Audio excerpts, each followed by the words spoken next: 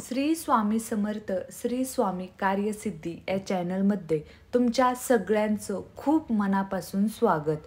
स्वामी महाराजांच्या कृपेने तुमच्या मनातील ज्या काही चांगल्या इच्छा असतील त्या सर्व इच्छा पूर्ण होत हीच मी स्वामी महाराजांच्या चरणी प्रार्थना करते आणि आपल्या आजच्या व्हिडिओला सुरुवात करते।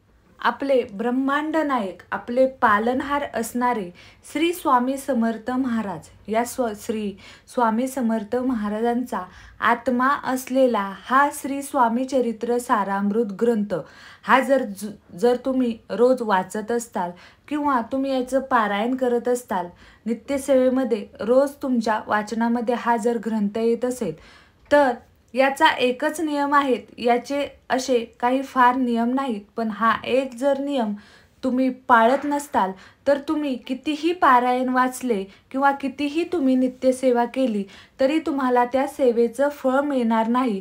मग हा नक्की नियम कोणता आहे तर याची संपूर्ण माहिती मी तुम्हाला आजच्या व्हिडिओमध्ये देणार आहे। त्यासाठी व्हिडिओ हा शेवटपर्यंत नक्की पहा। जर तुम्ही माझ्या चॅनेलवर नवीन असताल तर चॅनेलला सबस्क्राईब करा, शेजारील जे बेल आयकॉन आहे त्याच्यावर प्रेस करा, जेणेकरून इथून पुढचे जे काही माझे नवनवीन व्हिडिओ येतील त्याचं नोटिफिकेशन नक्कीच तुमच्यापर्यंत पोहोचलं जाईल। जिथे सर्व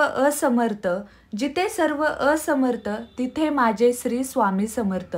आपले ब्रह्मांड नायक हे श्री स्वामी समर्थ जिथे हे आपल्या समर्थ प्रत्येक संकटातून तारून नेत असतात। तुम्ही कोणत्याही अडचणीत असताल, आपल्या कोणत्याही चराचरात असताल, पण जर तुम्ही श्री आपल्याला कधीही या ग्रंथाचे जर रोज वाचन करत या सगळ्या सेवा करणं कोणत्याही संकटात पुढे उभं राहतात ते म्हणजे श्री स्वामी ग्रंथामधील। पण आपल्याला त्यांचा एक नियम पाळायचा आहे। त्यांना पहिल्यापासूनच एका गोष्टीची खूप चीड होती आणि तीच गोष्ट आपल्याला करायची नाही।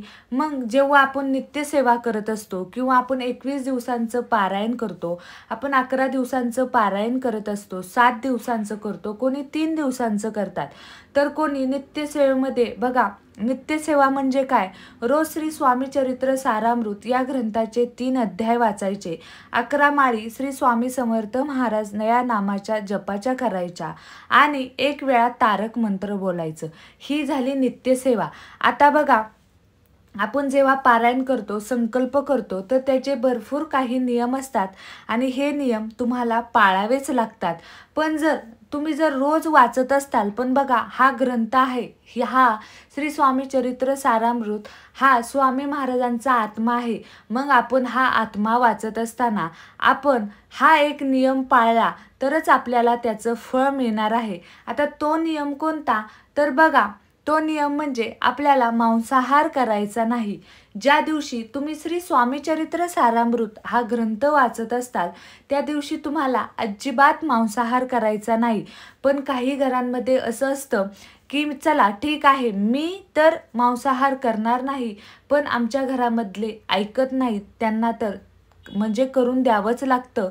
तर काय करायचं तर ठीक आहे, तुम्ही खाऊ नका, तुमच्या घरातल्यांना समजून सांगा। आठवड्यातले 7 वार असतात तर गुरुवारी तरी तुमच्या घरामध्ये नॉनव्हेज होणार नाही, मांसाहार होणार नाही, याची काळजी तुम्हाला घ्यायची आहे। तर आता बघा, रोज आपण आता ग्रंथ वाचणार आहोत, पण आधीमध्ये कोणत्याही वारी आपल्या घरी नॉनव्हेज होत असेल तर तुम्ही बघा 3 दिवसांचं पारायण करा। 3 दिवसांचं म्हणजे रोज 7-7 अध्याय तुम्ही वाचा। आता बघा, 3 दिवसात जर कोणता वार मध्येच आला, बुधवार आला किंवा शुक्रवार आला, तर त्या दिवशी तर आमच्या घरी मांसाहार होतात, तर मग काय करायचं तर बघा, मग तुम्ही असं करू शकता, गुरुवारी एकाच दिवशी तुम्ही संपूर्ण पारायण ते वाचू शकता। आता बऱ्याच लेडीज जॉबला जातात, त्यांना वेळ मिळत नाही, तर बघा तुम्ही एकच म्हणजे गुरुवारीच तुम्ही जरासा थोडासा वेळ काढून तुम्ही हा संपूर्ण ग्रंथ वाचू शकता। जर तुम्हाला नित्यसेवेमध्ये रोज 3-3 अध्याय वाचणं शक्य नसेल, हा नियम जर तुमच्याकडून पाळला जात नसेल, तर मग तुम्ही गुरुवारी एकाच दिवशी हा ग्रंथ वाचू शकता। पण बघा, मांसाहार करून आपल्याला या ग्रंथाला हात सुद्धा लावायचा नाही, कारण मांसाहार हा स्वामी महाराजांना अजिबात आवडत नव्हता। म्हणून जर तुम्ही श्री स्वामी चरित्र सारामृत हा ग्रंथ वाचत असताल, रोज वाचत असताल आणि जर तुमच्या घरामध्ये मांसाहार होत असेल तर तुम्ही रोज वाचू नका, फक्त गुरुवारी त्याचं एक पारायण करा. पण जर रोज वाचत असताल आणि जर तुम्ही हा एक नियम पाळत नसताल, मांसाहार खाऊन तुम्ही जर हा ग्रंथ वाचत असताल तर तुम्हाला त्या ग्रंथाचं फळ हे अजिबात मिळणार नाही.